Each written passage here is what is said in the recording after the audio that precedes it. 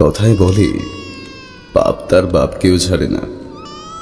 যার যার কৃতকর্মের ফল তাকে ভোগ করতেই হয়। এটাই বিশ্বের চিরাচরিত নিয়ম। আর এই কারণেই শুভ অশুভের লড়াইয়ে সব সময় জয় হয় শুভ শক্তির। আজ এরকমই আরো একটি রোমহর্ষ কাহিনী নিয়ে আবারও চলে এসেছে তারানাথ। যৌবনকালে চন্দ্রপুর গ্রামে কোন বিভীষিকার সম্মুখীন হয়েছিল সে? রাত হলেই কেন গোটা গ্রাম আতঙ্কে স্তব্ধ হয়ে যেত। পলাশডিহি ও ভগীরথপুর হয়ে তারানাথ এখন পৌঁছেছে চন্দ্রপুরে। স্বয়ং তারানাথের মুখ থেকেই শুনুন সেই বীভৎস কাহিনী। শ্রাবণ মাসের এই বৃষ্টিমুখর সন্ধ্যায় গরম গরম চা আর চাল ভাজা নিয়ে আমি আর কিশোরী তো তৈরি। আপনারা তৈরি তো? গল্প পাঠ ও গল্পের সূত্রধার আমি ব্রতদীপ।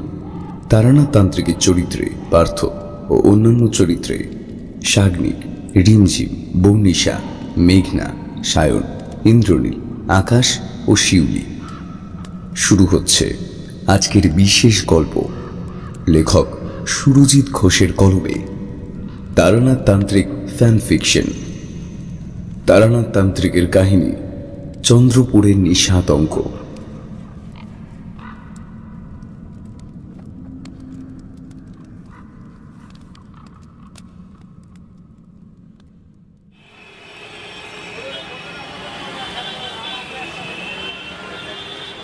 মোড়ের মাথায় এসে দাঁড়াতেই কিশোরীর সাথে মোলাকাত হলো আমার। চায়ের ছোট্ট মতো দোকানটার বেঞ্চিতে বসে চা খাচ্ছে কিশোরী। আমাকে দেখতে পেয়ে সে হাতের ইশারায় তার কাছে যেতে বলল। আমিও যথারীতি এগিয়ে গেলাম তারই দিকে। আমি যেতেই কিশোরী বেঞ্চের একটু জায়গা ফাঁকা করে আমায় বসার সুযোগ করে দিল। তারপরে সে বলল, আরে আরে ভাই আছে, বসো বসো। তা বলো, তোমার পুজো কেমন কাটলো? হ্যাঁ ভাই, ভালো। আর এবছরের দুর্গোৎসব আমার মোটামুটি বেশ ভালোই কেটেছে মায়ের আশিসে। কিশোরী আমার দুহাতখানা জড়িয়ে ধরে বলল, শুভ বিজয়া ভাই। বিজয়ার অনেক অনেক শুভেচ্ছা ও ভালোবাসা রইল তোমার জন্য। আমি কিশোরীকে দুই বাহু দ্বারা চাপটে ধরে বললাম, শুভ বিজয়া ভাইয়া, শুভ বিজয়া। তুমিও আমার অন্তরের ভালোবাসা নিও আর বড়দের আমার প্রণাম জানিও। আমাদের বন্ধুত্ব যেন সারা জীবন এইভাবেই অটুট থাকে, আর এই কামনাই করি। ভাই, এমনি এমনি তো আর বিজয়ার খুশি ভাগ করে নেব না। আমাদের তো একটু মিষ্টিমুখ করা উচিত নাকি? অবশ্যই, চলো পাঁচু গোপালের মিষ্টান্ন ভাণ্ডার থেকে একটু মিষ্টিমুখ করে আসি তাহলে। আমরা চায়ের দোকান থেকে উঠে সোজা হাঁটা লাগালাম পাঁচু গোপালের মিষ্টির দোকানের পানে। কাল দশমী ছিল, দেবীর বিসর্জন সুসম্পন্ন হয়েছে। প্রতিটা মণ্ডপে মণ্ডপে এখন শুধুই ফাঁকা বেদির উপর রাখা কিছু অবশিষ্ট ফুলের মালা ও বেঁচে যাওয়া দশকর্মার বাড়তি সামগ্রী। একটা অদ্ভুত সুন্দর গন্ধ নাকে এলো আমার। মনটা যেন কেমন বিষাদগ্রস্ত হয়ে উঠল। সত্যি, শারদ উৎসব বাঙালির শ্রেষ্ঠ উৎসব, এ কথাখানা নেহাতি মিথ্যা বা অসত্য নয়। এই উৎসবের আশায় কত শত মানুষ বেঁচে থাকে, কত মানুষ দিন গোনে। শিশুদের মনে আনন্দের রং ধরে, আর তরুণীর মন পুলকিত হয়ে ওঠে নতুন পাট ভাঙা কাপড় পরে অঞ্জলি দেওয়ার খুশিতে। তাই এই উৎসবের অন্ত হলে, অর্থাৎ দেবীর আবার কৈলাস গমনের দিন বিজয়া দশমী এলে একটু আধটু মন খারাপ হয় বই কি। তা পাঁচুদা, তোমার কাছে ভালো ভালো কি মিষ্টি আছে গো? আরে ভাইয়া, পাঁচু গোপাল তার মিষ্টান্ন ভাণ্ডারের সকল মিষ্টি সেরা। রাজুদা, তুমি বরং শালপাতার ঠোঙায় করে কয়েকখানা দরবেশ আর মোহনভোগ দাও তো দেখি।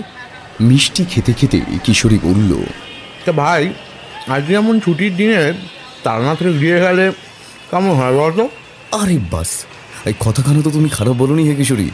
এ তো দারুণ হবে। ঠাকুরমশাইকে বিজয়ের প্রণামটাও সারা হয়ে যাবে, আর আর আমাদের উপহার হিসাবে একটা জমজমাট গল্পও শোনা হয়ে যাবে। আজকের দিনটা নেহাত মন্দ কাটবে না, কি বলো হে? সে আর বলতে। এই দাঁড়াও ভাই, ঠাকুরমশাইয়ের জন্য কিছু মিষ্টি কিনে নি। ও পাঁচু গোপালদা, এক হাড়ি রস কদম দিয়ে দাও তো দেখি। হ্যাঁ, চলো কিশোরী, এবার একটা পাসিং শোয়ের প্যাকেট নিয়ে নি, তা না হলে যে গল্পের আমেজটাই তৈরি হবে না। আমি আর কিশোরী এরপর রওনা দিলাম মঠ লেনের উদ্দেশ্যে। প্রকৃতি আজ মোটেও মেঘাচ্ছন্ন নয়। রোদের তেজ সেরকম মাত্রাতিরিক্ত না হলেও আজ যে বৃষ্টি হবে না তা শতাধিক নিশ্চয়তার সাথেই কওয়া যায়। আমাদের কানে এলো ঢাকের গুরু গুরু আওয়াজ।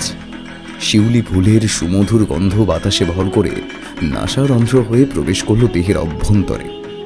তারানাথের গৃহের বন্ধ দরজার কড়া নাড়তেই তা খুলে দিল তারানাথের ছোট্ট মেয়ে চারি। প্রত্যেকবারের মতোই এবারেও সে আমাদের দেখে খুশিতে যেন আত্মহারা হয়ে পড়ল। হ্যাঁ রে কাকাবাবু যে, আসুন আসুন, ঘরে ঢুকে আসুন। শুভ বিজয়া কাকাবাবু। শুভ বিজয়া চারি, আশীর্বাদ করি মা, তুমি সারাটা জীবন যেন এমন হাসি খুশি থেকো আর আনন্দে থেকো। চারি আমাদের পায়ে হাত দিয়ে মাথায় ঠেকালো ভক্তি সহকারে। চারির হাতে মিষ্টির হাঁড়িটা তুলে দিলাম আমি। তা চারি, ঠাকুরমশাইকে তো বাড়িতে দেখতে পাচ্ছি না, তিনি কি তবে গৃহে নেই? হ্যাঁ গে, না, বাবা মশাই তো একটু বাইরে বের হয়েছেন, তবে এক্ষুনি চলে আসবেন। আপনারা তক্তায় বসুন, আমি একটু ঠান্ডা শরবত নিয়ে আসি। আমাদের আর কোনো কথা বলার সুযোগ না দিয়ে চারি এবার প্রবেশ করলো সোজা রান্নাঘরে। আমি আর কিশোরী দাওয়ায় রাখা তক্তার উপরে গিয়ে উঠে বসলাম। নিজেদের মধ্যে কথাবার্তা চলতেই থাকলো। খানিকক্ষণ পরে চারি কয়েকটা মিষ্টি আর শীতল পানীয় নিয়ে এসে আমাদের হাতে ধরিয়ে দিল। আমাদের খাওয়া শেষ হতেই ঘরে ঢুকে এলেন তারানাথ তান্ত্রিক। তিনি আমাদের দেখে বেশ আনন্দিত হয়ে পড়লেন। আমরা হাতের পাত্র নামিয়ে রেখে তার চরণধুলি মাথায় নিলাম। তারানাথ সৌজন্যের হাসি হেসে কহিলেন, আরে থাক থাক, আমি পরমেশ্বরের কাছে প্রার্থনা করি তোমরা যাতে সুখে থাকো, ভালো থাকো আর সুস্থ সবল থাকো। তারানাথের সাথে আমরা আবার পুনরায় এসে বসলাম তক্তার উপর। কিশোরী তার দিকে পাসিং শুয়ের প্যাকেটটা বের করে এগিয়ে দিতেই আমি বললাম, নিন ঠাকুরমশাই, রান্নার জন্য। তারানাথ হাত বাড়িয়ে সিগারেটের প্যাকেটটা নিয়ে একখানা সিগারেট বের করে ফস শব্দে তা ধরিয়ে হুস হুস টান দিলেন। তা এবার বলো, তোমরা একখানা কাহিনী তোমাদের শোনাতে হবে, তাই তো? আমি আর কিশোরী হাসি মাখা মুখে মাথা নাড়লাম। তারানাথ চারির উদ্দেশ্যে বলল, চারিমা, এই 3 পেয়ালা চা দিয়ে যাতো মা। চারি রান্নাশালার ভিতর হতেই বলল, ঠিক আছে বাবা, এক্ষুনি চা নিয়ে যাচ্ছি, শুধু একটুখানি অপেক্ষা করুন। কিশোরী বলল, ঠাকুরমশাই, আজ একটা রোমহর্ষক গোছের কিছু শোনান তো দেখি। আঙুলের সামান্য আঘাতে তারানাথ সিগারেটের ছাইধানি হিসেবে ব্যবহৃত নারকেলের ভাঙা মালায় ঝেড়ে ফেলে বলল, রোমহর্ষক কিছু শুনবে? বেশ, তবে তাই হোক। আমি আজকে যে ঘটনাটা বলবো তা মধুসুন্দরী দেবীর দর্শন পাওয়ার পরের। বেশ কয়েকটা দিন বাড়ি থেকে কাটিয়ে আমি বেরিয়ে পড়েছি অজানার উদ্দেশ্যে। এ গ্রাম ও গ্রাম ঘুরতে ঘুরতে একদা এসে পৌঁছালাম চন্দ্রপুর নামক এক গ্রামে। গ্রামের মাটিতে প্রথম পা রাখতে না রাখতেই আমার মনটা যেন কেমন করে উঠল। হৃদয়ের মধ্যে সমস্ত পবিত্রতা বিলীন হয়ে ক্রমশ ভয় নামক অনুভূতিটা যেন জাঁকিয়ে বসল। একটু একটু করে আমি পরিষ্কার বুঝলাম এ গ্রামে ভয়ানক কিছু ঘটতে চলেছে। খুব শীঘ্রই তা হবে। সকল চন্দ্রপুরের বাসিন্দাগণ এক মারাত্মক বিপদের মুখোমুখি হতে চলেছে অতি দ্রুত। আমার মন বলল, এখানে এমন কিছু অঘটন ঘটতে চলেছে যা তছনছ করে দেবে চন্দ্রপুরবাসীদের সুস্থ স্বাভাবিক জীবনযাত্রাকে। তোমরা তো জানোই আমার মনের এই অশুভ আশঙ্কা কোনো দিনও মিথ্যা হয় না। আমি চন্দ্রপুর গ্রামের ভিতরে ঢুকে এলাম ক্রমশ। আসার পথে রাস্তাঘাট, দোকানপাট, হাট বাজার সব কিছুই বেশ জমজমাট দেখলাম। লোকে লোকারণ্য যাকে বলে আর কি। মানুষের অমন হাসি মাখা মুখ দেখে আমি বুঝলাম তারা বেশ শান্তি ও সুখেতেই দিন কাটাচ্ছে। কিশোরী বলল, তবে আপনি যে বললেন চন্দ্রপুর বাসিন্দাদের সমূহ বিপদ, তবে তারা অমন হাসি খুশি রয়েছে কি করে? দুশ্চিন্তায় তো তাদের রাতের ঘুম উড়ে যাওয়ার কথা। কিশোরীর এই প্রশ্ন শুনে আমি বললাম, আহ ভায়া, বড্ড নাবালকের মতো প্রশ্ন করে ফেললে তুমি। কেন ভাই, নাবালকের মতো বলছো কেন? তাছাড়া আর কি বলি বলো তো? ঠাকুরমশাই না হয় বিশেষ ক্ষমতা আছে, তাই তিনি সব কিছু উপলব্ধি করতে পারেন আগে ভাগে, কিন্তু তোমার আমার মতন অন্যদের তো আর সেই ক্ষমতা নেই। তাদের যে বিপদ ঘনিয়ে আসছে এটা ঠাকুরমশাইয়ের পক্ষে আগে থেকে জানা সম্ভব হলেও বাকিদের পক্ষে তো আর নয়। আমার এই কথা শুনে কিশোরী নিজের ভুল বুঝতে পেরে বলল, তাও তো ঠিক, আসলে এই ব্যাপারটা আমার মাথা থেকে একেবারে বেরিয়ে গিয়েছিল। চারি এসে চা আর চাল ভাজা দিয়ে গেল, সঙ্গে নারকেলের নাড়ু। চাল ভাজা সহযোগে আমরা গরম চা খেতে লাগলাম। চন্দ্রপুর গ্রামের ঠিক মধ্যিখানে গিয়ে দেখলাম এক প্রবীণ বৃদ্ধ একাকী বসে আছেন বৃক্ষের তলে। বৃদ্ধের বয়স অনেক হলেও তার আঁচ যেন তিনি পড়তে দেননি শরীরের কোথাও।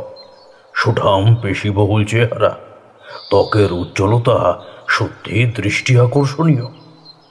আমি সেই বৃদ্ধের সাথে আলাপ করতে এবং চন্দ্রপুর এর বর্তমান পরিস্থিতি সম্পর্কে অবগত হতে তার নিকটে গিয়ে সেই গাছতলায় বসলাম। তিনি আমার দিকে কোমল দৃষ্টিতে তাকালেন। আমি দুই হাত জোড় করে বললাম, নমস্কার মহাশয়, আমি তারানাথ চক্রবর্তী। আচ্ছা, আপনি কি এই গ্রামের স্থায়ী বাসিন্দা? বৃদ্ধ আমার প্রশ্নে যৎসামান্য মাথা নেড়ে বললেন, হ্যাঁ বাবা, আমি চন্দ্রপুর গ্রামেরই বাসিন্দা। কিন্তু কেন বাবা, আমাকে হঠাৎ করে এই প্রশ্ন করলে যে? তোমাকে তো এখানকার লোক বলে মনে হচ্ছে না। হ্যাঁ, আপনি ঠিকই ধরেছেন। আমি এ তল্লাটের মানুষ নই। বহু দূর থেকে আমি আসছি। সর্বদা গৃহে থাকতে আমার মন চায় না মোটে, তাই মাঝে মধ্যে আমি বেরিয়ে পড়ি নিজের খেয়ালখুশি মতো। যেদিকে দু চোখ যায় সেদিকে রওনা দিতে আমার ভারী ভালো লাগে। বাহ, তুমি তো ভারী সুন্দর কথা বলো দেখছি। আমি বৃদ্ধের কথায় কৃত্রিম হাসি হাসলাম, কারণ সেই মুহূর্তে দাঁড়িয়ে আমার মুখে এক চিলতে হাসিও আসছিল না। যেহেতু আমি জানি যে আর মাত্র কিছুদিন বা কয়েক প্রহর বা কয়েক ঘন্টার মধ্যেই চন্দ্রপুর জুড়ে এমন আতঙ্কের জোয়ার নেমে আসবে যে তার ধারণা হয়তো আমাদের কারোরই নেই। আমি এরপর বললাম, মহাশয়, আপনার নাম এবং পরিচয়টা কি আমি জানতে পারি? হ্যাঁ হ্যাঁ, কেন নয়। আমার নাম গিরিধারী রায়চৌধুরী। আমার পিতা ছিলেন এই চন্দ্রপুর গ্রামের একজন সম্মানীয় ব্যক্তি। এই গ্রামের দক্ষিণে আমার বসত বাড়ি। আপনি যদি কিছু মনে না করেন তাহলে একখানা কথা কই। হ্যাঁ, বলো না, বলো। অত সংকোচ বোধ করছো কেন? তোমার যা জানার আছে তুমি তা নির্দ্বিধায় নিঃসংকোচে কইতে পারো। আচ্ছা মহাশয়, এই আপনাদের এই চন্দ্রপুরে কি অস্বাভাবিক কিছু, মানে এই যেমন ধরুন যা সচরাচর ঘটে না বা খুব একটা দেখা যায় না, এমন কিছু কি লক্ষ্য করেছেন ইদানিংকালে? দেখলাম বৃদ্ধ আমার একথা শুনে পলকহীনভাবে চেয়ে রইলেন আমার পানে। তার চোখের চাউনির কোমলতা যেন ধীরে ধীরে ক্ষীণ হয়ে এলো। তার চোখের দৃষ্টিতে এবার যেন মিলিত হলো এক জটিলতা। সেই দৃষ্টি বুঝি আমার অন্তর অবধি বিস্তার লাভ করতে সক্ষম। তিনি বোধহয় আমার ভিতরকার সবটুকু পড়ে ফেললেন, সবটুকু বুঝেও নিলেন। কই না তো বাবা, তেমন কিছুই আমার চোখে অন্তত পড়েনি। কিন্তু কেন হঠাৎ এমন ধারা প্রশ্ন করলে যে? না না মহাশয়, সেরকম কোনো ব্যাপার নয়। আসলে আমার মনে হলো তাই কইলাম আর কি। আমার জবাবে যে বৃদ্ধ সন্তুষ্ট হলেন তেমনটা আমার মনে হলো না।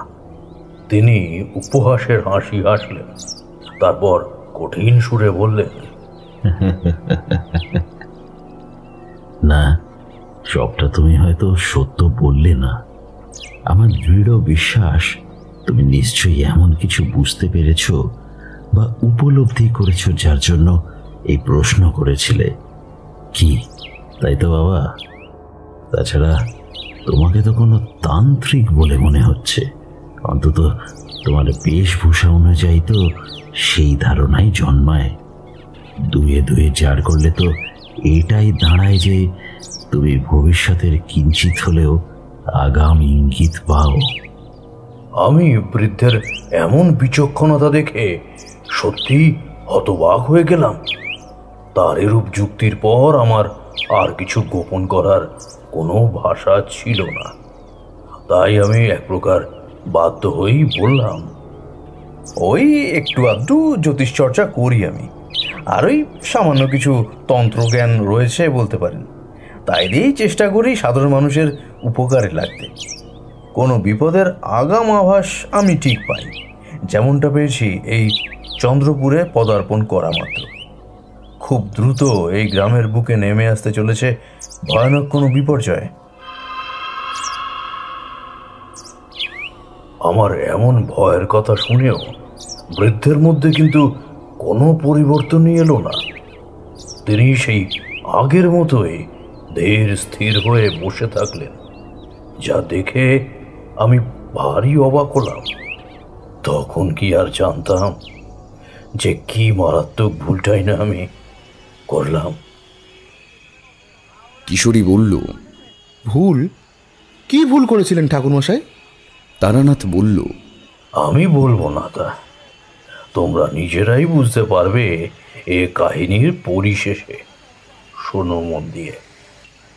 আমি আর কিশোরী বেশ গা ঘেঁষাঘেঁষি করে বসলাম। তারানাথ আবার তার গল্প বলায় মনোনিবেশ করল।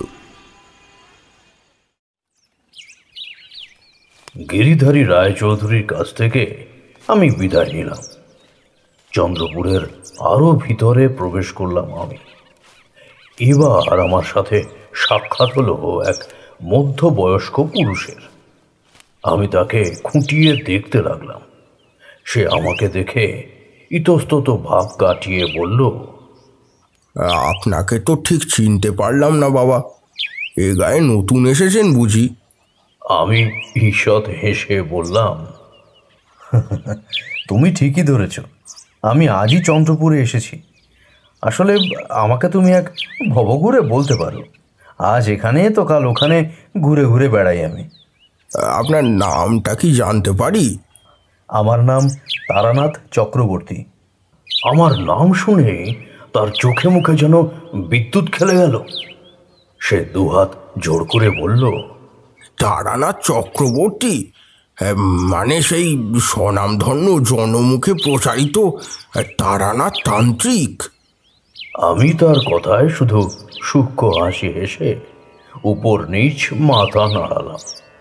দেখলাম সে এতটুকুও সময় নষ্ট না করে আমার পদধূলি মাথায় নিল। কি পরম সৌভাগ্য আমার যে তারানাথ তান্ত্রিকের মতো দেবতুল্য মানুষের সাথে আমার সাক্ষাৎ হলো।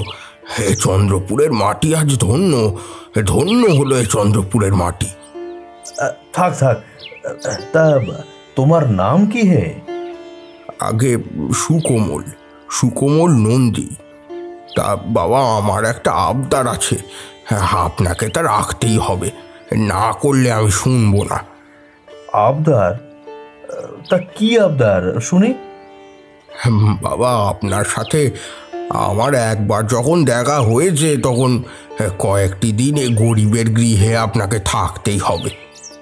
আপনাকে স্থায়ীভাবে নিজের কাছে ধরে রাখার ক্ষমতা, সাধ্য বা ঔদ্ধত্য তিনটের কোনোটাই আমার নেই, কিন্তু তবুও কিছু না হলেও সামান্য কটা দিন না হয় থেকে যান আমার গৃহে।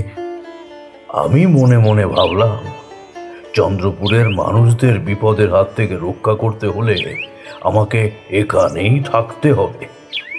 সুকোমলের আমাকে নিজ গৃহে রাখার বাসনা না হয় ঈশ্বরের ইচ্ছায় ধরে নিয়ে আমি বললাম, বেশ, আমি থাকবো তোমার গৃহে। সুকোমলের আনন্দ যেন সবকিছুর বাঁধ ভাঙল। সে পারলে আনন্দের চোটে নাচতেই শুরু করে দেবে এমন অবস্থা। হ্যাঁ হ্যাঁ হ্যাঁ হ্যাঁ, চলুন বাবা, চলুন, এই গরিবের গৃহে চলুন। সুকোমলের সাথে তার গৃহে আসার পথে আমি বেশ টের পেলাম আমার মনের মধ্যেকার অস্বস্তিটা যেন কয়েক গুণ বেড়ে গেছে। তিলে তিলে ক্রমশ বৃদ্ধি পাচ্ছে সেই ভয়ের পরিমাণ। সুকোমলের কথায় আমার সম্বিত ফিরল। সে চিন্তিত গলায় আমার উদ্দেশ্যে জিজ্ঞাসা করল, আচ্ছা বাবা, আপনাকে এত চিন্তাগ্রস্ত লাগছে কেন? কিছু কি ঘটেছে? আমি সত্য গোপন করলাম না, কারণ সুকোমল যদি জানতে পারে যে আর সামান্য কিছু সময়ের ব্যবধানে অজানা এক বিপদের খাঁড়া নেমে আসতে চলেছে গোটা চন্দ্রপুরের উপর, তাহলে অন্তত সে সতর্ক হয়ে যাবে, সাবধানে থাকতে পারবে। ঘটেছে নয় হে সুকোমল, তবে ঘটবে। ঘটবে? কি ঘটবে? তা আমারও অজানা, তবে এটুকু বলতে পারি যে যাই ঘটুক না কেন তা মোটেও হিতকর কিছু হবে না। কি বলছেন বাবা? তাহলে তো আমাদের সামনে সমূহ বিপদ। তুমি ঘাবড়ে যেও না সুকোমল, আমি তোমাকে কথাখান জানালাম যাতে তুমি সতর্ক থাকতে পারো এবং নিজের পরিবারকে সামলে রাখতে পারো। কোন দিক থেকে যে কি বিপদ আসতে চলেছে তা সত্যিই আমি বুঝতে পারছি না। নিজেকে বড্ড অসহায় লাগছে। আর জানো, এখন শুধু ওই মঙ্গলময় ঈশ্বরই যা ভরসা। ও, ভালো কথা মনে পড়েছে, আমার তো জানাই হয়নি যে তোমার পরিবারে কে কে আছেন। সুকোমল নিজেকে যতটা পরিমাণ সম্ভব ততটা স্বাভাবিক করে বলল, আমার পরিবার খুব ছোট বাবা। আমি, আমার স্ত্রী আর আমার পুত্র, ব্যাস এই তিনজনেই। আর একটিও বাক্য ব্যয় না করে আমরা হনহনিয়ে এগিয়ে চললাম সুকোমলের বাড়ির দিকে। তার গৃহে প্রবেশ করতেই আমার নজরে পড়ল লক্ষ্মী প্রতিমার ন্যায় এক সুশ্রী রমণী উঠোনের মিঠে রোদে বসে বড়ি দিচ্ছে। সুকোমল সেই রমণীটির দিকে এগিয়ে গিয়ে বলল, দেখো গিন্নি, দেখো কাকে আমি সঙ্গে করে নিয়ে এসেছি, একবার দেখো। রমণীটি মাথায় ঘোমটা টেনে উঠে দাঁড়ালো। ততক্ষণে ঘরের ভিতর থেকে আমাদের কথাবার্তা শুনে বেরিয়ে এসেছে সুকোমলের পুত্র। বাবা, এ হলো আমার গিন্নি সুলেখা, আর এই হলো আমাদের ছেলে ব্রজনাথ। গিন্নি, ইনি হলেন সেই তারানাথ তান্ত্রিক যার কথা আমরা কত শুনি এর মুখে। নাও নাও, এবার বাবাকে প্রণাম করো দেখি। কি হে ব্রজ, হাঁ করে দাঁড়িয়ে দেখছিস কি? আয় আয়, প্রণাম করে আশীর্বাদ নিবি আয়। সুকোমলের ছেলে ভারী চঞ্চল, অবশ্য বাচ্চাদের স্বভাবটাই তো সেটা। সে ছুটে এসে আমায় প্রণাম করলো। সুলেখা প্রণাম করতে এগিয়ে এলে আমি বললাম, থাক থাক মা, পায়ে আর হাত দিতে হবে না। আমি এমনিতেই তোমাকে প্রাণ ভরে আশীর্বাদ করছি, স্বামী পুত্র নিয়ে তোমার ভরা সুখের সংসার হোক। আমার কথা শুনে সুলেখা বলল, সেটাই বলুন বাবা, সে কথাই বলুন। আপনি দাঁড়িয়ে কেন? ভেতরে আসুন, একটু জল বাতাসা মুখে তুলুন দেখি আগে। আমরা উঠোন ছেড়ে দাওয়ায় উঠতেই যাব, ঠিক এমন সময় পিছন থেকে কিসের যেন একটা ঝটপট শব্দ হতে আমরা ঘাড় ঘুরিয়ে দেখলাম কয়েকটা শ্বেত পায়রা মাটিতে এসে লুটোপুটি খাচ্ছে। সবকটার ঘাড় লটকে গেছে পিছনের দিকে, পাখিগুলোর ডানা বেঁকে মুচড়ে গেছে যেন। প্রত্যেকের চোখগুলো কেমন ঘোলাটে গোছের হয়ে গেছে। সুকোমলের ছেলে ব্রজনাথ দৌড়ে পাখিগুলোর কাছে গিয়ে ওদের খোলা মুখে জল দিতে লাগলো। চোখের সামনে এতগুলো পাখির একসাথে মৃত্যু দেখে আমার হৃদয় যেন মোচড় দিয়ে উঠল। এ লক্ষণ যে বড্ড অশুভ তা আমি বিলক্ষণ বুঝলাম। আর এটাও বুঝলাম যে আজকে রাতেই কিছু একটা ঘটবে, কিন্তু ঘটবেটা আসলে কি? চিন্তায় চিন্তায় আমার কপাল ঘরমাক্ত হয়ে উঠল। কণ্ঠ শুকিয়ে কাঠ হয়ে যেতে লাগলো। ধ্যানে বসলে হয়তো কোনো কিছু জানতে পারতাম, কিন্তু বসবো বসবো করেও বসতে আমি পারলাম না কিছুতেই। কিশোরী বলল, কেন ঠাকুরমশাই, ধ্যানে বসতে পারলেন না কেন? ধ্যানের মাধ্যমে তো অনেক কিছুই জানতে পারতেন। হ্যাঁ, পারতাম, কিন্তু কিশোরী, ধ্যানে বসতে গেলে যে চিত্ত স্থির রাখতে হয়, মস্তিষ্ক শান্ত থাকতে হয়, কিন্তু ওই পরিস্থিতিতে দাঁড়িয়ে দুটোর কোনোটাই আমার পক্ষে করা সম্ভব ছিল না। তাই আর ধ্যানে বসা হলো না। দিনটা কেটে গেল কোনো ক্রমে। তবে সন্ধ্যার সূচনা হতেই একটা অদ্ভুত নীরবতা যেন গ্রাস করল সমগ্র চন্দ্রপুরকে। অন্ধকারে ঢাকা ধানক্ষেত থেকে ভেসে এলো শৃগালের সমবেত ক্রন্দনধ্বনি। একটা ঝোড়ো অশনি বাতাস যেন চক্রাকারে আবর্তন করতে লাগলো সমগ্র চন্দ্রপুরের চতুর্দিকে। সুকোমলকে কাছে ডেকে আমি বললাম, সুকোমল, আজকের এই রাতে যত যাই হোক না কেন, একটি বারের জন্য কিন্তু ঘরের দোর খুলে কৌতূহল বশত বাইরে বের হবে না। সুলেখা এবং ব্রজকে একটু চোখে চোখে রেখো, কেমন? এবং পারলে একটু নিজেও সজাগ থেকো। আমার কথায় সুকোমল স্বাভাবিকভাবেই চরম ভয় পেয়ে গেল। সে ঢোক গিলে বলল, কেন বাবা, তবে কি আজকের রাতেই ভয়ানক কিছু ঘটবে?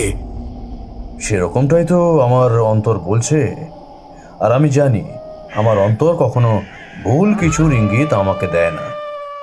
রাতের অবসান হয়ে ভোরের আলো ফুটতেই প্রমাণিত হলো যে আমার অন্তরের দেওয়া সেই অশুভ ইঙ্গিতের সত্যতা ঠিক কতখানি ছিল। দিবালোকের আলো পরিস্ফুট হতেই এক অসহায় নিঃস্ব সর্বহারা জননীর আকুলি বিকুলি কান্নার শব্দ ভেসে এলো, সাথে হাহাকার। ঘটনাটা ঠিক কি ঘটছে তা দেখার জন্য চোখ মুখে জল দিয়ে আমি সুকোমলের বাড়ি থেকে বেরিয়ে হাঁটা লাগালাম কান্নার আওয়াজ যেদিক থেকে ভেসে আসছে সেদিকে। আমার সাথে এলো সুকোমলও। আমরা এসে পড়লাম ভুবনেশ্বর নামের এক গৃহস্থের বাড়িতে। দেখলাম ভুবনের বউ মাটিতে হাত পা ঠুকে ঠুকে কাঁদছে আর বলছে, কাল সারা রাত্রির ছেলেটার ধুম জ্বর এসেছিল। রাত জেগে আমি জলপট্টি দিয়ে গেছি ওর কপালে। রাতের একেবারে শেষ প্রহরে আমার ছেলেটার জ্বরের ঘরে জল খেতে চাইল। এদিকে ঘরে তখন এতটুকুও পানীয় জল নেই, সব শেষ হয়ে গেছে। জল নিতে আমি দরজা খুলে বেরিয়ে এলাম বাইরে। পাশের ঘরের কুঁজো থেকে পাত্রে জল ঢেলে আমি এ ঘরে ঢুকতেই যাব, এমন সময় দেখলাম ভুবনের বউ যেটি কি দেখেছিল তা বলতে গিয়ে তার গলা কেঁপে যায়। ওর মুখ দিয়ে যেন কোনো শব্দ বের হয় না।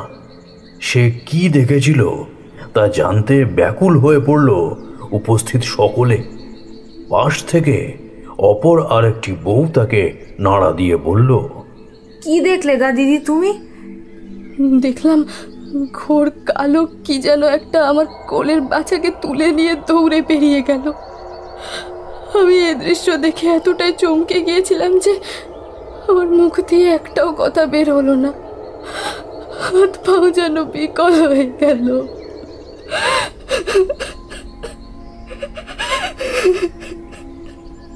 পাশের বউটি ফের প্রশ্ন করল, ঘোর কালো মতো কি যেন একটা, তা সেইটা আবার কি গা দিদি? মানে মানে তুমি কি তারা দেখেছিলে? সে কেমন ধারা দেখতে গা? ভুবনেশ্বরের বউ কাঁদতে কাঁদতেই উত্তর দিল, রাতের আবছা আলো আঁধারের জন্য সঠিকভাবে বুঝতে পারিনি রে বোন। তবে যেটুকু মনে হলো তাতে সে হুবহু মানুষের আকৃতির মতো কোনো জীব, কিন্তু মানুষ ঠিক নয়। মানুষ কি অমন বিকৃত অঙ্গভঙ্গি করতে পারে নাকি? আর তার গতি সে কথার নাই বা বললাম। চোখের পলক পড়ার আগেই ও আমার বেটাকে নিয়ে মিলিয়ে গেল দূরের ওই বাঁশঝাড়ে। মাথায় লম্বা লম্বা অগোছালো বিশাল চুল, একখানা দুখানা নয়, তিনখানা ঝকঝকে জ্বলন্ত চোখ, দুটি বৃহৎ সাদা দাঁত আর হাতে বড় বড় নখ। আমার ছেলেকেও তুলে নিয়ে গেল গো, আমি কিচ্ছুটি করতে পারলাম না। ওটা কি ছিল? ও কি করবে আমার ছেলেটার সাথে?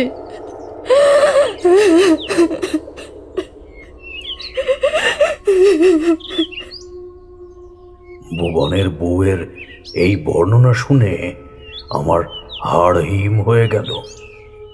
বাকিদের মুখের দিকে তাকিয়ে বুঝলাম তাদেরও মুখমণ্ডল অসীম ভয়ে যেন রক্তশূন্য হয়ে পড়েছে। এরপর যা ঘটল তাতে সকলের বুক শুকিয়ে গেল, অশ্রু বাড়িতে ভিজে গেল চক্ষুদয়। থমথমে গলায় আমি বললাম, কি ঘটল ঠাকুরমশাই? কাঁদতে কাঁদতে ভুবনেশ্বর বাঁশবাগান থেকে বেরিয়ে এলো। সঙ্গে করে নিয়ে এলো তাদের 2 বছরের মৃত সন্তানকে। ছেলের ওরম নির্মম অন্তিম পরিণতি দেখে ভুবনেশ্বরের বউ জ্ঞান হারিয়ে ধড়াস করে মাটিতে লুটিয়ে পড়ল। মাত্র 2 বছরের বাচ্চা শিশুটির গলা প্রায় ছিন্ন করে দেওয়া হয়েছে ধর থেকে। রক্তে ভিজে গেছে গোটা শরীর। আর ছিল ছেলেটার সারা দেহ জুড়ে নখের বড় বড় আঁচড়ানোর গভীর দাগ। এক রাশ প্রশ্ন আর দুশ্চিন্তাকে সঙ্গে নিয়ে আমি বেরিয়ে এলাম ভুবনেশ্বরের বাড়ি থেকে। তবে কি যা ভেবেছিলাম তাই ঘটল? এ কোন অজানা অযাচিত পারলৌকিক শক্তির আক্রমণ ঘটল এই চন্দ্রপুরে? কিভাবে সৃষ্টি হলো তার? ধ্বংস করারই বা উপায় কি? পড়ন্ত বেলার সামান্য রোদ মুছে গিয়ে ঘনীভূত হলো অন্ধকার। অজানা সেই ত্রাস যদি আবার হানা দেয় চন্দ্রপুরে, যদি আবার খালি করে দেয় কোনো মায়ের কোল, এই ভয়ে নিশি নামতেই যে যার ঘরে ঢুকে দরজা জানালা আঁটো ভাবে বন্ধ করে ঈশ্বরের নাম জপতে লাগলো। চন্দ্রপুরের রাস্তাঘাট শ্মশানের মতো সুনসান হয়ে এলো এক সময়। শুধু জোনাক পোকার সামান্য হলদে সবুজ আলো আর ঝিঝির অবিশ্রান্ত আওয়াজ ভেসে এলো যত্রতত্র হতে। সুকোমল প্রাণ ভয়ে এবং পরিবারের সকলের নিরাপত্তা বজায় রাখতে সদর দরজা আটকে ব্রজনাথকে ঘরে ঢুকিয়ে মাথায় হাত দিয়ে বসে পড়ল বাইরের রোয়াকে। অন্ধকারের মধ্যে একটা টিমটিমে লণ্ঠন রেখে গেল সুলেখা। মৃত্যু শীতল বাতাস কোথা থেকে যেন হুমড়ি খেয়ে পড়ল আমার উপর। কিছু সাপদের পাল ছুটোছুটি করতে লাগলো গ্রামের গলিগলি দিয়ে।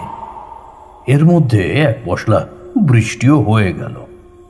রাত তখন খুব গভীর। গোটা চন্দ্রপুর যেন অতল স্পর্শী এক মায়া জালে বন্দী হয়ে গেছে। সবাই হয়তো জেগেই আছে, কিন্তু তুম শব্দটি অবধি কেউ করছে না। ব্রজনাথ ঘুমিয়ে গেছে, সুলেখা তাকে জড়িয়ে ধরে বসে আছে, আর সুকোমল উপস্থিত আমার মুখপানে। ফিসফিস করে সে বলল, বাবা, কি মনে হচ্ছে আপনার? আজও ঠিক তেমন কিছুই ঘটবে নাকি? জানি না হে সুকোমল, জানি না। তবে সে অশুভ শক্তি যখন একবার জাগরিত হয়েছে এবং নরম কচি মাংস ও তরতাজা রক্তের স্বাদ পেয়েছে, তবে আজও সে নিশ্চয়ই শিকারের সন্ধানে বের হবে। এখন চিন্তার বিষয় হলো এইটাই যে কোন অসহায় শিশু তার আজকের শিকারে পরিণত হবে, আর কোন অভাগী মা তার সন্তানকে হারাবে চিরকালের জন্য। আর কোনো প্রশ্ন সুকোমল করল না, ফলত আবার নীরবতা ধেয়ে এলো তীর বেগে। আমার কানে এলো একটা অদ্ভুত খটখট শব্দ, আর নাকে এলো একটা বিজাতীয় বমন উদ্রেককারী গন্ধ। গন্ধ কিংবা শব্দটা যে ঠিক কিসের এবং কোথা থেকে তা আসছে বোঝার জন্য কান খাড়া করলাম আমি। আমার মনে হলো শব্দটা আসছে সুকোমলের বাড়ির ঠিক পিছন দিক হতে, কিন্তু সদরের দরজা খুলে বাইরে বের হলে ঘরের ভিতরে থাকা বাকিরা নির্ঘাত বিপদে পড়বে। এই বুঝে আমি বুদ্ধি খাটিয়ে দরজা না খুলে বাড়ির পিছন দিকে থাকা একখানি জানালা খুব কম শব্দে খুলে চোখ রাখলাম বাইরের পানে। অন্ধকারে চোখ সয়ে গিয়েছিল আমার, তাই আমি পরিষ্কার দেখলাম কে যেন পিছন ফিরে বসে আছে উবু হয়ে, একেবারে ঠিক সুকোমলের ঘরের পাদাড়ে।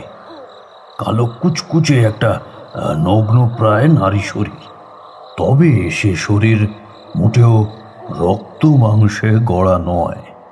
সেই শরীর যেন নরকের থকথকে কাদা দ্বারা নির্মিত। মোটকা আঁশটে গন্ধে যেন মাথা ধরে যাওয়ার জোগাড় হলো। সাপের মতো লকলকে বটগাছের ঝুড়ির মতো চুলগুলো প্রবল হিংসায় যেন থেকে থেকে কিলবিল করছে ক্ষণে ক্ষণে। খলখল করে হেসে উঠল সে, তবে ওই হাসি মোটেও পার্থিব জগতের কোনো প্রাণীর নয়। পার্থিব জগতের কোনো প্রাণীর হতেই পারে না। এরপর সে কোলের কাছ থেকে বের করে আনলো কি যেন একটা। চাঁদের মিহি আলোয় প্রথমেই পরিষ্কারভাবে ঠিক বোঝা গেল না যে জিনিসটা আসলে কি, তবে চোখে না দেখলেও এক সদ্যজাত শিশুর ক্রন্দনধ্বনি বুঝিয়ে দিল যে ওটা একটা মানব শিশু ব্যতীত অন্য কিছুই নয়। বাচ্চার কান্নার সুর যেন চিৎকারে পরিণত হলো ক্রমে। সেই অশুভ শক্তি বোধহয় জিভ দিয়ে চেটে নিল বাচ্চাটার সারা অঙ্গ। এরপরেই আচমকা রক্তের ছিটে ভর্তি হয়ে গেল মাটি। বাচ্চার কান্নার শব্দটাও থেমে গেল। সে কটমট শব্দে চিবোতে লাগলো কোনো কিছু। হেঁট হয়ে মাটি থেকে তৃপ্তির সাথে চাটতে লাগলো কোনো তরল। আমার মাথায় যেন আকাশ ভেঙে পড়ল।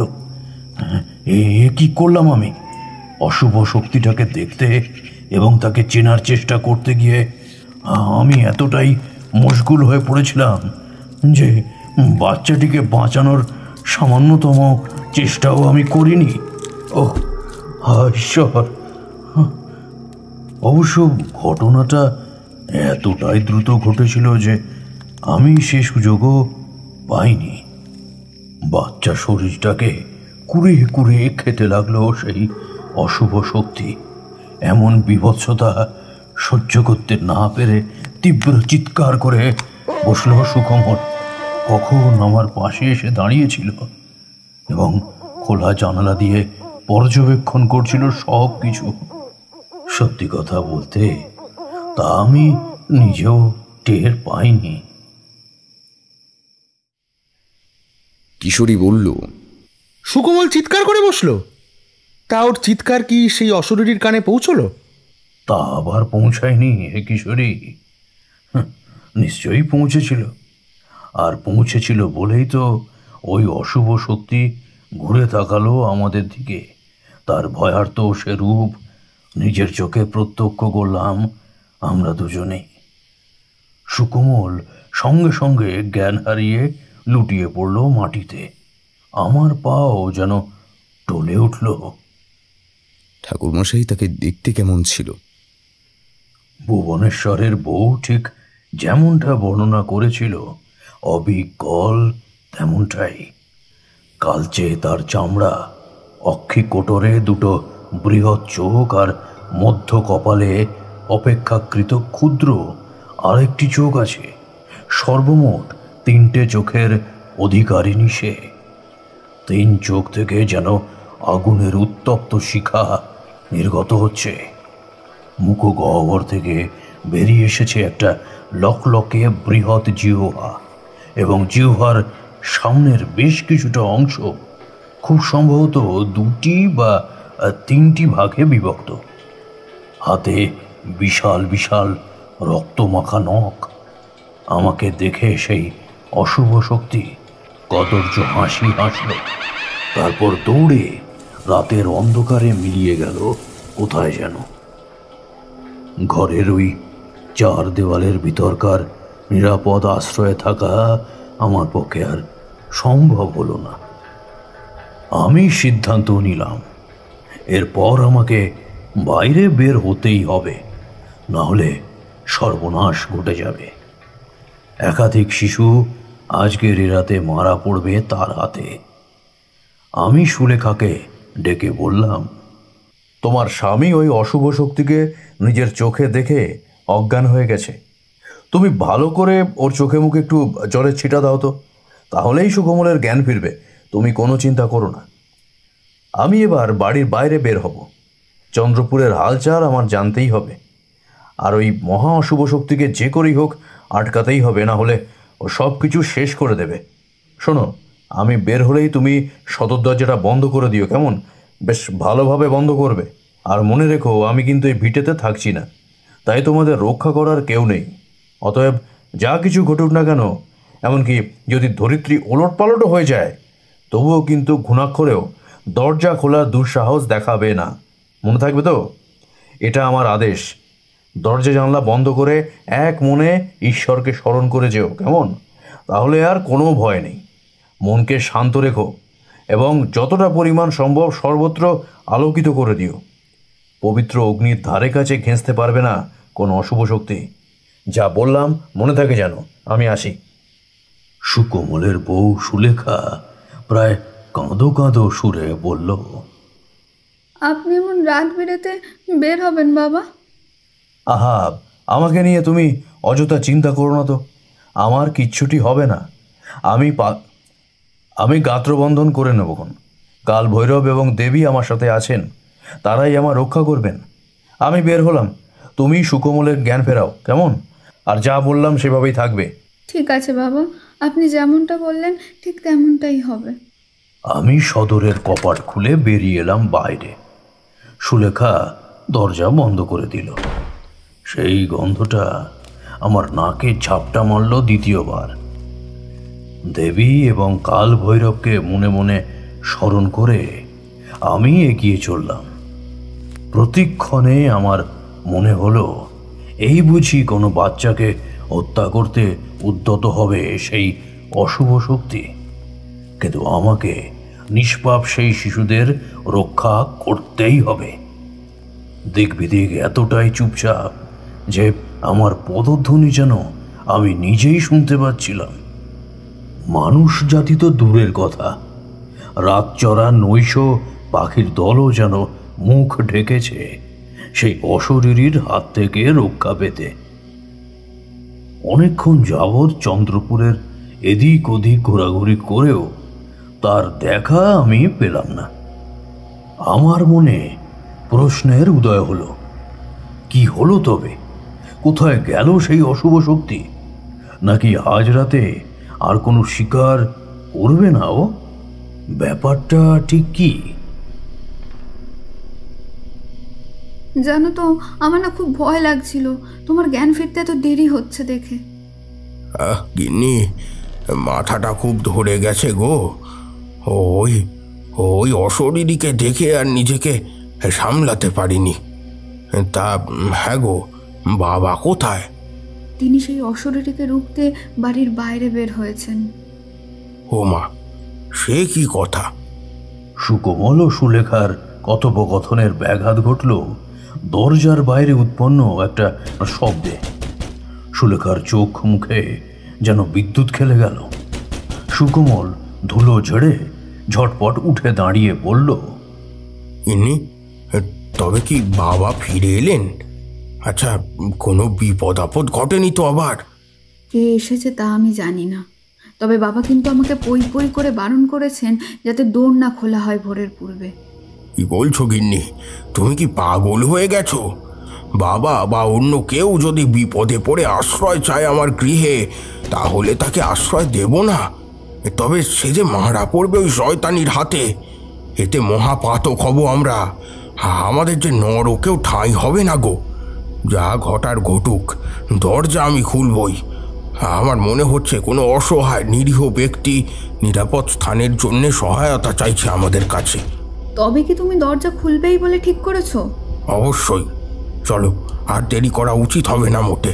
তাহলে সংকটের হাত থেকে নিরীহ মানুষটিকে রক্ষা করতে পারবো না আমরা। তুমি কিন্তু বাবার কথাকে অগ্রাহ্য করছো, অমান্য করছো। সুলেখার কথায় বিশেষ কান না দিয়ে সুকোমল ততক্ষণে ছুটে গিয়েছে সদরের পানে। সুলেখাও তড়িঘড়ি দৌড়ে গেল স্বামীর পিছু পিছু। সুকোমল আগল খোলার ঠিক আগেই সুলেখা তাকে বলল, এই শোনো, তুমি দাঁড়াও, আমি একটিবার উচ্চকণ্ঠে জিজ্ঞাসা করে দেখি বাইরে কে এসেছে। বাবা, বাবা, আপনি কি ফিরে এলেন? বাবা, আমরা কি দোর খুলব? আপনি যদি এসে থাকেন তবে অনুমতি দিন দয়া করে। তুমি দেখলে তো কোনো উত্তর এলো না বাইরে থেকে। তার মানে বাবা ফিরে আসেননি, এসেছে অন্য কেউ। সুলেখার কীর্তি দেখে ভারী চটে গেল সুকোমল। সে খানিক ধমকানি সুরেই তাকে বলল, তুমি শুনতে পাচ্ছ না? এক নাগারে কে যেন করাঘাত করেই যাচ্ছে। কোনো মানুষ নিশ্চয়ই প্রাণ ভিক্ষে চাইছে, তাই তাই এত মরিয়া হয়ে উঠেছে। আমি এবার দৌড় খুলবই। তোমাকে আমার মাথার দিব্যি গিন্নি, এই বিষয়ে তুমি আর কোনো আপত্তি করবে না। সুকোমলের দেওয়া দিব্যিতে মুখে কুলু পাঁটল সুলেখা। ওর বুকের মধ্যে কেউ যেন 100টা হাতুড়ি পেটাতে শুরু করলো গায়ের জোরে। চোখ ফেটে জল এলেও আর বিন্দুমাত্র বাধা দিতে পারল না সে। স্বামীর অমঙ্গলের কথা ভেবেই সে আর কিছু বলল না। দরজার আগল সুকোমল খুলে দিতেই জমাট বাঁধা অন্ধকারের মধ্যে নড়ে চড়ে উঠল যেন একটা সজীব অন্ধকার।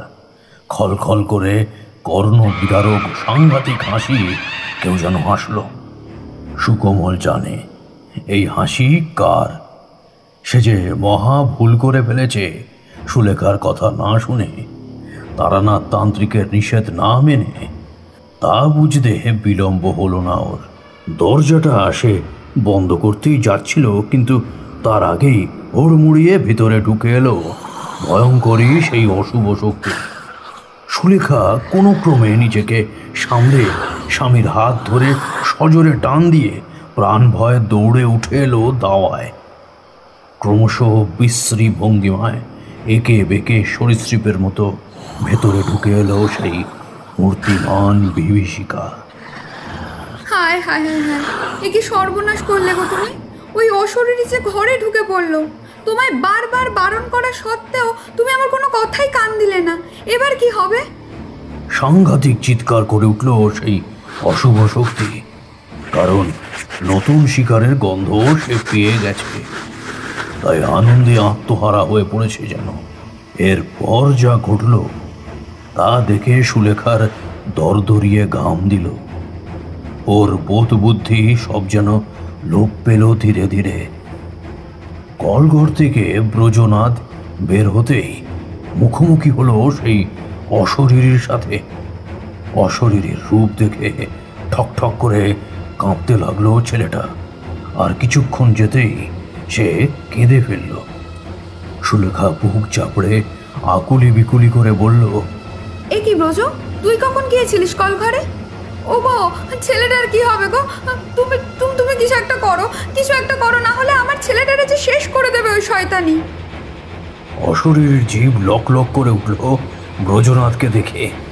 সে তার আরও নিকটে এগিয়ে গেল।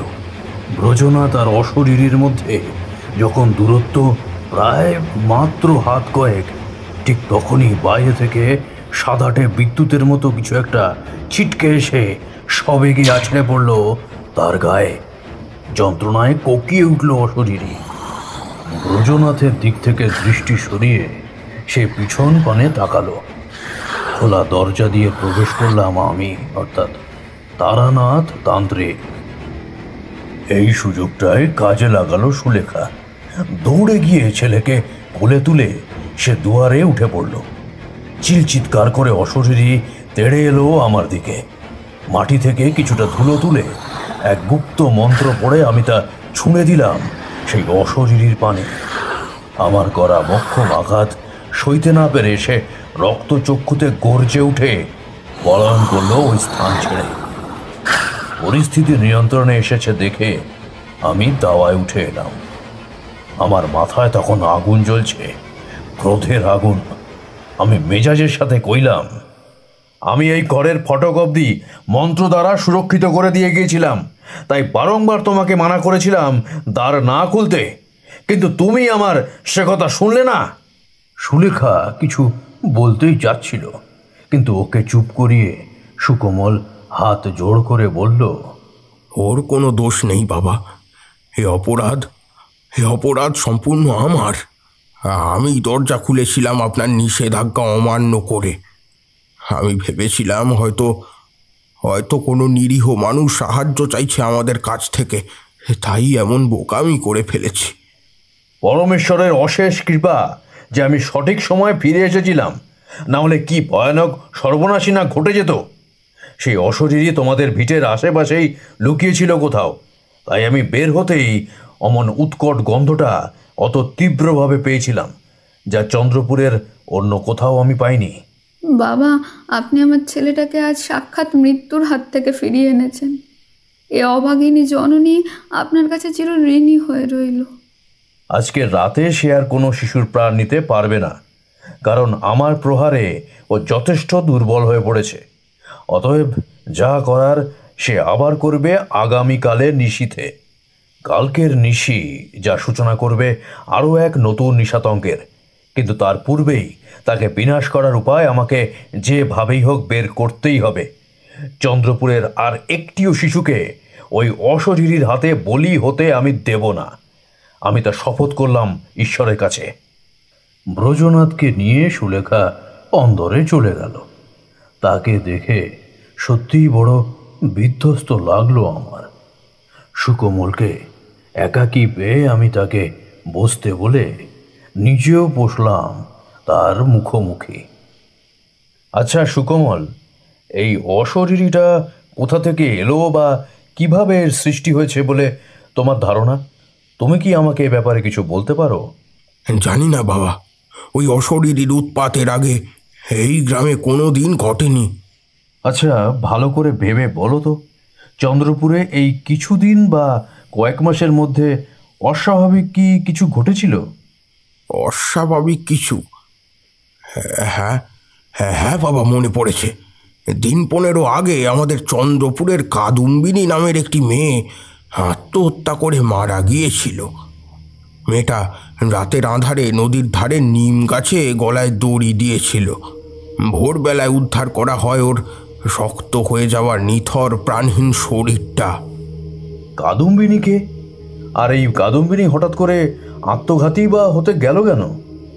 কাদম্বিনী ছিল গিরিধারী রায়চৌধুরীর কন্যা। গিরিধারী রায়চৌধুরী হলেন এই চন্দ্রপুরের একজন ধনী ব্যক্তি। এই গাঁয়ের দক্ষিণে তার ভিটা। গিরিধারী রায়চৌধুরীর সাথে আমার সাক্ষাৎ হয়েছে এখানে আসার প্রথম দিন। তবে সত্যি কথা বলতে লোকটাকে মোটেও সুবিধে ঠেকেনি আমার। আচ্ছা এবার তুমি বলো, তার কন্যার আত্মহত্যার প্রকৃত কারণ কি ছিল? আপনি ঠিকই বলেছেন বাবা, গিরিধারী রায়চৌধুরী মোটেও সুবিধের লোক নয়। শুধু কি তাই, ওর মেয়ে কাদম্বিনীও ছিল অসরল প্রকৃতির নারী। অষ্টাদশী হতে না হতেই কাদম্বিনী তন্ত্র সাধনা শুরু করে গোপনে। একের পর এক গুরু সাধনায় সে নিজেকে মগ্ন রাখে সর্বদা। অবশ্য চন্দ্রপুরের বাকি সকলের কাছে তা অজানা থাকলেও ওর এই সমস্ত কার্যকলাপ সম্পর্কে অবগত ছিল ওর পিতা গিরিধারী রায়চৌধুরী। দীর্ঘ কয়েক মাসের কঠোর সাধনার পর সে গত অমাবস্যার রাতে সকলের চোখের আড়ালে এক বিশেষ যজ্ঞের আয়োজন করে চন্দ্রপুরের শ্মশানে। সেই যজ্ঞে 3টি শিশুর বলিদান দেওয়া ছিল আবশ্যক। সারা রাত ব্যাপী পুজো অর্চনা এবং যজ্ঞের পর এলো বলিদানের সেই পরম মুহূর্ত। তবে মাথার উপরে ভগবান রয়েছেন, তাই যজ্ঞের অন্তিম সময় কাদম্বিনীর বলিদানের ঠিক আগেই তার যাবতীয় কার্যকলাপ ফাঁস হয়ে গেল সকলের কাছে। চন্দ্রপুরের সবাই শিশুগুলিকে প্রাণে বাঁচাতে তড়িঘড়ি শ্মশান ভূমিতে এসে দেখে ভয়ঙ্কর সেই দৃশ্য। ওই 3টি ছেলেকে সুস্থ অবস্থায় ফিরে পাওয়া গিয়েছিল, এই যা বাঁচোয়া। ওদের পরিবারের মানুষজন মারমুখী হলেও কাদম্বিনীর গায়ে তারা হাত তুলল না, কেবলমাত্র সে নারী হওয়ার কারণে। তবে আঘাত না করলেও কাদম্বিনী এবং তার পিতা গিরিধারীকে করা হলো চরম অপমান ও তুচ্ছ-তাচ্ছিল্য। ছোট বড় সকলেই তাদের পিতা কন্যাকে ধিক্কার জানালো। ওই অপমানটাই সহ্য করতে পারল না কাদম্বিনী। তার দীর্ঘদিনের তিলে তিলে করা সাধনা এক মুহূর্তে ব্যর্থ করে দিয়েছিল চন্দ্রপুরের সকল বাসিন্দা। এই ব্যর্থতাও মেনে নেওয়া ছিল কাদম্বিনীর কাছে যথেষ্ট কঠিন ও অসম্মানের। তাই মৃত্যুকেই বেছে নিয়েছিল সে মুক্তির পথ হিসেবে। আচ্ছা, কাদম্বিনী হঠাৎ করে তন্ত্র সাধনা শুরু করেছিল কেন?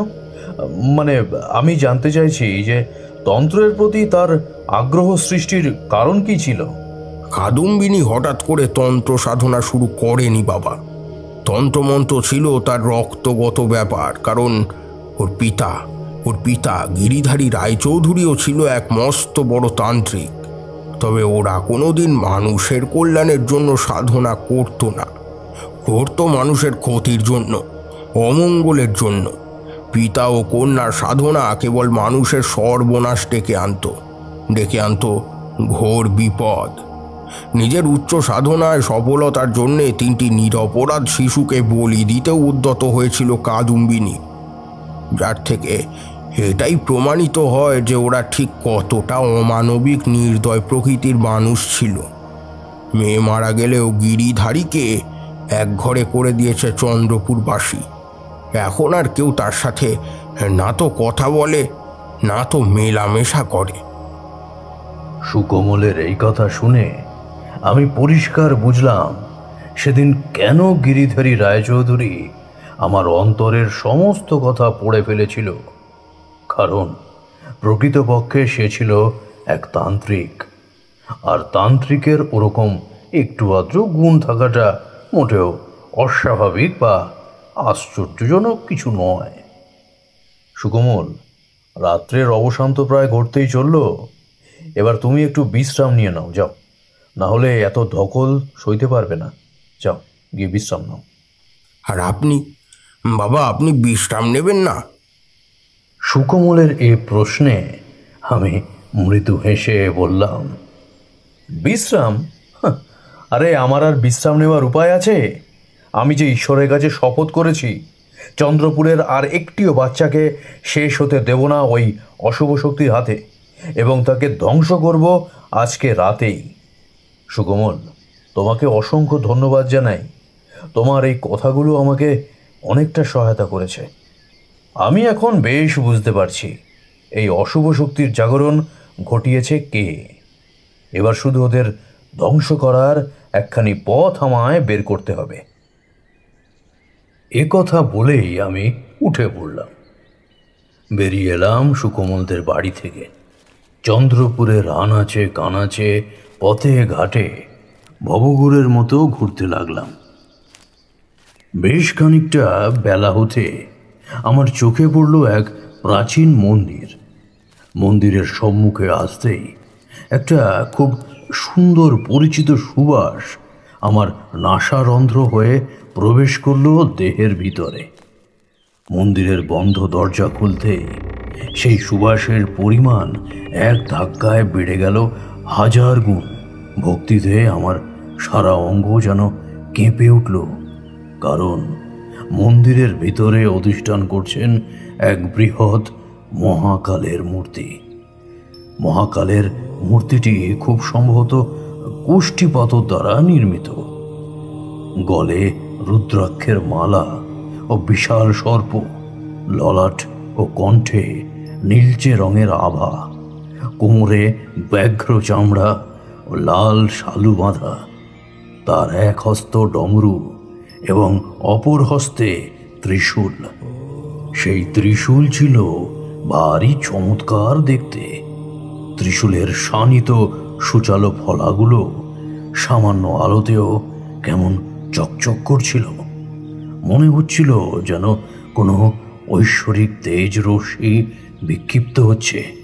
আমি নত মস্তকে মহাকালের উদ্দেশ্যে পুনরায় প্রণাম জানালাম এবং মনে মনে তার কাছে সাহায্য প্রার্থনা করলাম। এ ঘোর সংকটের হাত থেকে পরিত্রাণ পেতে তিনি একমাত্র কাণ্ডারি। মন্দিরে বসে আছি বেশ অনেকটা সময় হয়েছে। আনমনে এদিক ওদিক দেখছি আর অশুভ শক্তি বিনাশের পথ খুঁজছি, কিন্তু তেমন কোনো পথ আমি কিছুতেই আমার মাথার মধ্যে ভাবতে পারছি না। ঠিক এমন সময় মন্দিরে উঠে এলো এক মধ্যবয়সী বালক, সাধারণ গ্রাম্য একটি ছেলে। তবে তার চোখ বড়ই অদ্ভুত। এক বিস্ময়কর প্রখরতা ছিল ওই দু চোখে, যা আমার নজর এড়ালো না। তার বিপুল প্রাণ শক্তির কাছে যেন তুচ্ছ এই জগতের সব কিছুই। বালকটি আমার কাছে এসে এক বৈচিত্র্যপূর্ণ হাসি হেসে বলল, কি এত ভাবছো তুমি? ছেলেটির দিকে এবার ভালো করে তাকালাম আমি। ওর চোখের প্রখরতার পানে চেয়ে থাকা যায় না বেশিক্ষণ। শিশু হওয়া সত্ত্বেও তার কণ্ঠে ভারী অদ্ভুত এক গাম্ভীর্য লুকিয়ে আছে। ছেলেটা আমার আরো নিকটে এসে বলল, ও তো ভেবো না, অশুভ শক্তির পরাজয় সে তো শুভ শক্তির কাছে। রাতের বিপরীত যেমন দিন, ঠিক তেমনি মন্দের বিপরীত হলো ভালো। মহাকালের ত্রিশূল দিয়ে বধ করতে হবে ওই অশুভ শক্তিকে। তবে এই কার্য করতে হবে নিষ্পাপ কোনো ব্যক্তির দ্বারা, তবেই তার অন্ত সম্ভব। ত্রিশূলের এক কোপে বিদ্ধ করে দিতে হবে অশরীরী দেহ।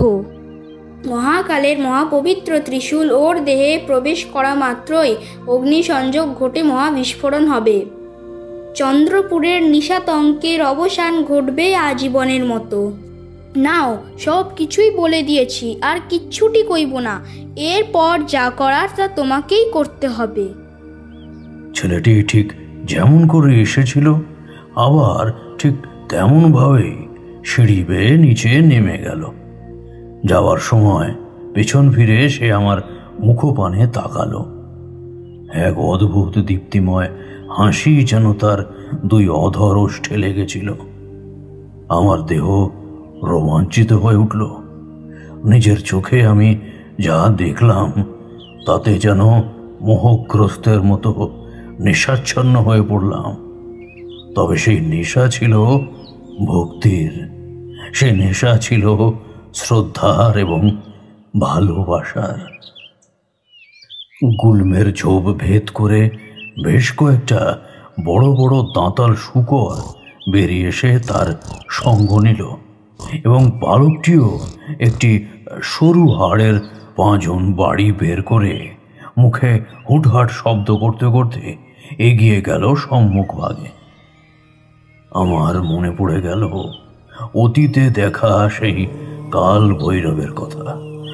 হায় ঈশ্বর, আজ তুমি বালক রূপে সে আমাকে এই সংকটের হাত থেকে মুক্তির পথ দেখিয়ে গেলে, অথচ আমি তোমায় চিনতেই পারলাম না।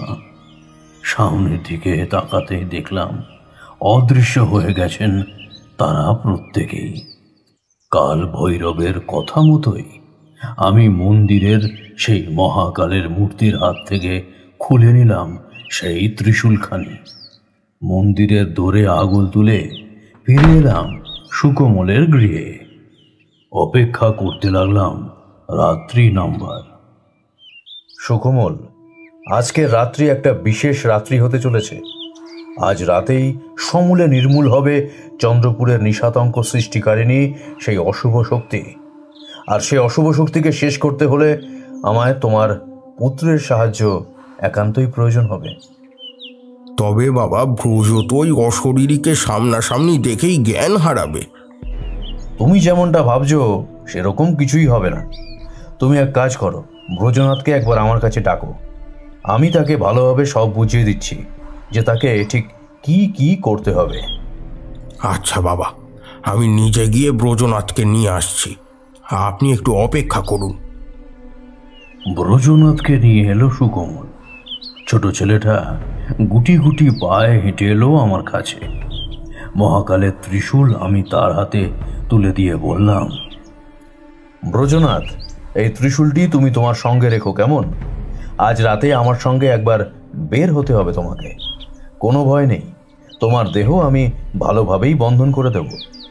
এতটুকুও ক্ষতির সম্ভাবনা থাকবে না তাতে। তুমি শুধু তোমার বুকে সাহস রেখো, আর রেখো ঈশ্বরের প্রতি অসীম আস্থা।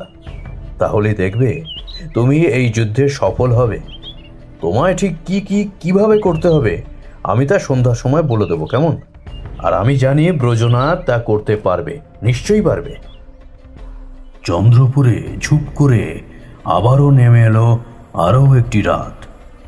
মানুষ সহ জীবকুলের প্রত্যেকটা প্রাণী যেন অশরীরী ভয়ে যে যার বাসায় মুখ লুকোলো।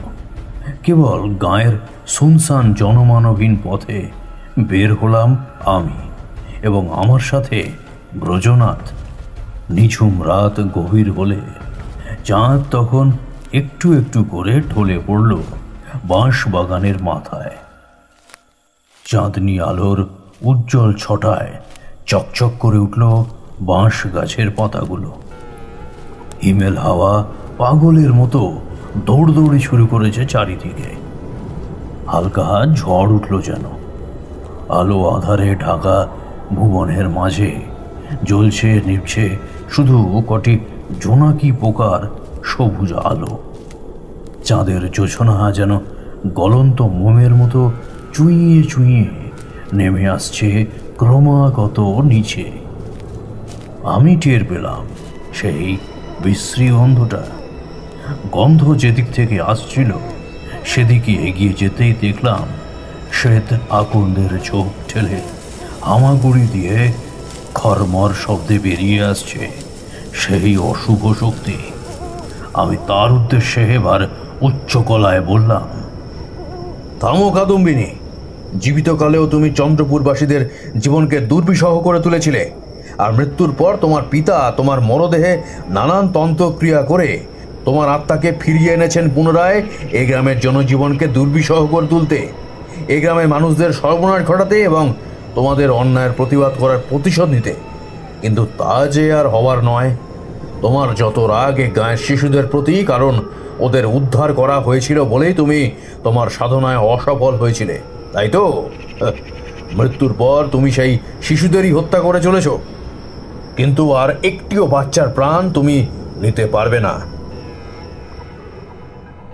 তারানাথের কথার মাঝে যেন হুমড়ি খেয়ে কিশোরী বলল, ঠাকুরমশাই, চন্দ্রপুরের ওই অশরীরী তবে কাদম্বিনীর আত্মা ছিল?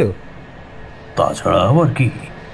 সুকোমলের মুখ থেকে ওদের পিতা আর কন্যার সমস্ত বিবরণ শুনেই আমি ধরেই ফেলেছিলাম যে কি ঘটেছে আসল ব্যাপারটা। আমার কথায় কাদম্বিনীর অশরীরী আত্মা খিলখিল করে পৈশাচিক হাসি হেসে উঠল। ওর চোখগুলিতে যেন ক্রোধের আগুন ঝলসে উঠল। খাদ্যের লোভে ওর মুখ দিয়ে গড়িয়ে পড়ল লালা রস। হাতের কালো নখগুলোকে নিয়ে সে ঘৃণ্য অঙ্গভঙ্গি করতে করতে লাফিয়ে এলো আমাদের দিকে। আমি বুঝলাম আর এক ফোঁটাও দেরি করা যাবে না, এটাই সেই স্বর্ণ সময়। আমার ইশারা পেয়ে ব্রজ বুকে সাহস এনে ও ঈশ্বরকে প্রণাম করে ত্রিশূল হাতে দৌড়ে গেল তারই দিকে। আমি মনুষ্য চোখে দেখলাম দুই বিপরীত শক্তি দ্রুত বেগে এগিয়ে যাচ্ছে একে অপরের পানে। একটা বিস্ফোরণের শব্দ কানে এলো আমার, সাথে অশরীরীর মারণ চিৎকার। এবার যা দেখলাম তাতে আমার মুখ আনন্দে আলোকিত হয়ে উঠল। আমি দেখলাম ব্রজনাথ সফল হয়েছে। সে ত্রিশূলখানি গেঁথে দিয়েছে কাদম্বিনীর আত্মার বুকে। আমি ব্রজকে বললাম, ব্রজ, তুমি তাড়াতাড়ি সরে এসো ওখান থেকে। ব্রজনাথ তফাতে আসতেই দাউ দাউ করে আগুন জ্বলে উঠল কাদম্বিনীর আত্মার মধ্যে। সে চিৎকার করতে করতে লুটিয়ে পড়ল মাটিতে। ক্রমে ছাইয়ে পরিণত হলো সে আমাদের চোখের সামনে। মাটিতে কেবল পড়ে রইল কিছুটা ছাই আর মহাদেবের সেই ত্রিশূলখানি। আমি আনন্দে ব্রজনাথকে বুকে জড়িয়ে ধরলাম। চন্দ্রপুর এখন সম্পূর্ণ সুরক্ষিত। কোনো মায়ের কোল খালি করতে আর পারবে না কাদম্বিনীর আত্মা। ব্যাপারটা ভাবতেই আমার হৃদয় ভরে উঠল এক অদ্ভুত তৃপ্তিতে। মাটি থেকে ত্রিশূলটা তুলে ভক্তির সাথে মাথায় ঠেকিয়ে আমি বললাম, দারুণ করেছো ব্রজ, দারুণ। আমি ঠিকই জানতাম তুমি পারবে, এই কাজ করতে তুমিই পারবে। চলো এবার আমাদের ঘরে ফেরার পালা, এদিকের সব কাজ শেষ। পরদিন খুব ভোরে শুদ্ধ হয়ে আমি মন্দিরে গিয়ে মহাকালের হাতে তুলে দিলাম তার অস্ত্র। শ্রদ্ধায় আমার চোখে জল চলে এলো। সেদিন কাল ভৈরব আমায় পথ না দেখালে, কৃপা না করলে কি যে করতাম তা নিজেও জানি না। ও হ্যাঁ, ভালো কথা মনে পড়েছে। পরের দিন সকালে আরও একটি ঘটনা ঘটেছিল চন্দ্রপুরে। সেথায় পাওয়া গিয়েছিল গিরিধারী রায়চৌধুরীর জ্বলন্ত আধ পোড়া মৃতদেহ। কিশোরী জিজ্ঞাসা করল, গিরিধারী রায়চৌধুরী মারা গেল কিভাবে ঠাকুরমশাই? পাপ যে নিজের বাপকেও ছাড়ে না হে কিশোরী, ছাড়ে না। পাপ করলে ফল ভোগ করতেই হবে, এটাই তো নিয়ম। এমনটাই তো হওয়া উচিত। না হলে প্রকৃতির ভারসাম্য হারিয়ে যাবে, যে রসাতলে যাবে ধরণী। মহাকালের ত্রিশূল কাদম্বিনীর বুকে বিদ্ধ হওয়ার সাথে সাথেই গিরিধারী রায়চৌধুরীর দেহ জ্বলে উঠেছিল সর্বগ্রাসী আগুনের লেলিহান শিখা। চন্দ্রপুরে নিশাতঙ্ক মিটে গেছে বুঝে সুকোমল, ব্রজনাথ ও সুলেখার কাছ থেকে আমি বিদায় নিয়ে বেরিয়ে পড়লাম অন্যত্রের উদ্দেশ্যে। ঠাকুরমশাই, এতক্ষণে বুঝলাম কেন বলছিলেন আপনি ভুল করেছেন গিরিধারী রায়চৌধুরীর কাছে নিজের মনের কথা প্রকাশ করে। কারণ সে মোটেও কোনো সৎ ব্যক্তি ছিল না, তার জন্যই চন্দ্রপুরের সকল বিপদ ঘনিয়ে এসেছিল। তারানাথ আমার কথায় মাথা নেড়ে মৃদু হাসলেন। আমরাও এরপর যাত্রা করলাম নিজেদের বাড়ির উদ্দেশ্যে।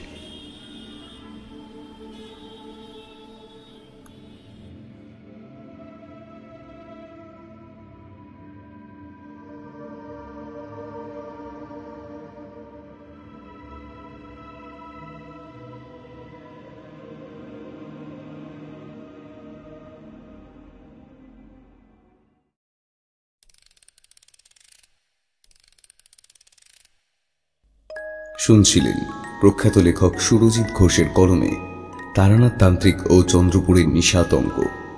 সম্পাদনা এবং কাস্টিংয়ে সৌরভ এবং শ্রেয়া। পরিচালনা ও ভিডিওর ভিজুয়াল এফেক্টসে সৌরভ। এডিটিংয়ে সায়ক এবং পোস্টার ডিজাইনে কৃষ্ণেন্দু মণ্ডল। আমাদের গল্পটি ভালো লেগে থাকলে লাইক করে দেবেন এবং আপনাদের মতামত কমেন্টে জানাতে ভুলবেন না।